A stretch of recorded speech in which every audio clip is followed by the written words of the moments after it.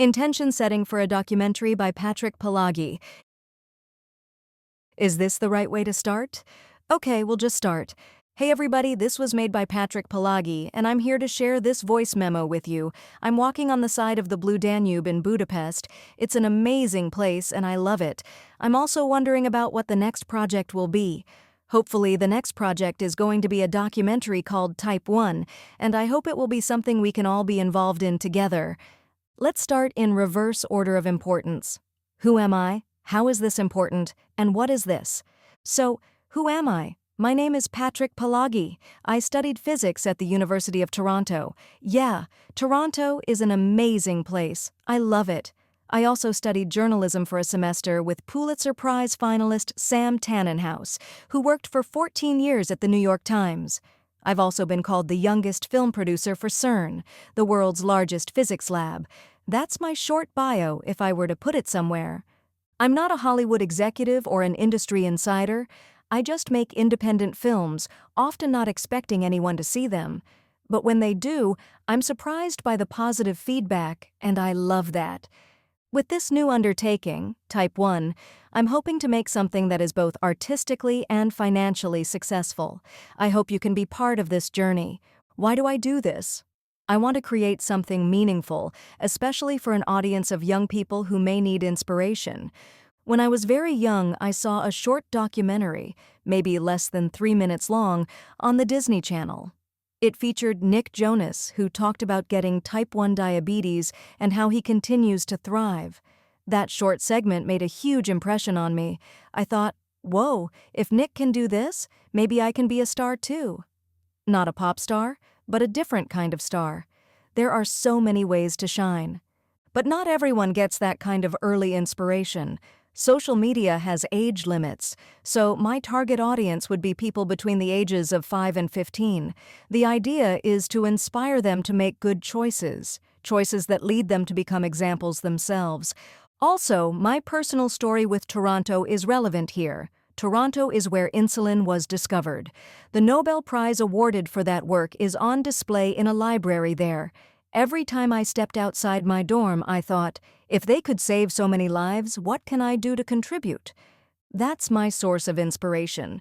I believe it's possible to create impact in the 21st century more than ever because we live in a technologically advanced era where good can be shared and preserved. Now, how do I want to make something great? Let me share 3 stories that taught me lessons about filmmaking. The first story is about Declan. Declan once shot a short film with me. He told me, "Patrick, don't overstress this. Think of it like a science experiment." That analogy hooked me. He explained that in science experiments, things may not work at first, and that's okay. You're looking for the parts that do. I was amazed that someone with his experience, he's worked on Marvel shows and with Nicolas Cage, had such a grounded mindset. Lesson number 1. It's okay to redo things. It's okay to think of film like a science experiment. Second story is about Michael. Michael and I recorded a funny podcast. We laughed every 60 seconds. It was amazing. But the next day he messaged me and said, "Patrick, I think I said something stupid. Can you cut it out?" When I asked what part, he wasn't sure. I offered to send him the raw file. He said he didn't have time. His final solution? Let's just not upload it. That was tough. We spent hours recording, producing, and prepping, but I respected his choice. The lesson: if you don't commit to sharing, the work never sees the light of day. That's why for this project, we'll agree to fast feedback. Cut what you don't like, but speak up early. Mutual respect for time and talent is key. Third story is about Murdo. Murdo invited me over for brunch. He's a respected director invited to Cannes. I prepared 11 questions for the interview, but during our pre-roll chat, he mentioned reading the Bible every morning. That changed the direction of our conversation. We ended up talking about timeless versus timely creation and how both matter in filmmaking. That taught me a huge lesson. Have a script, have a plan, but be present. Let people share what matters to them. Some of the most meaningful moments are spontaneous. I'll still ask prepared questions for structure, but I love when things go off script. Those are the 3 stories. Declan's science mindset, Michael's lesson on mutual agreement, and Murdo's reminder to stay present. Now, what are we going to make? Ideally, this documentary will be both an artistic and a commercial success. How? By being prepared and by believing that it's possible.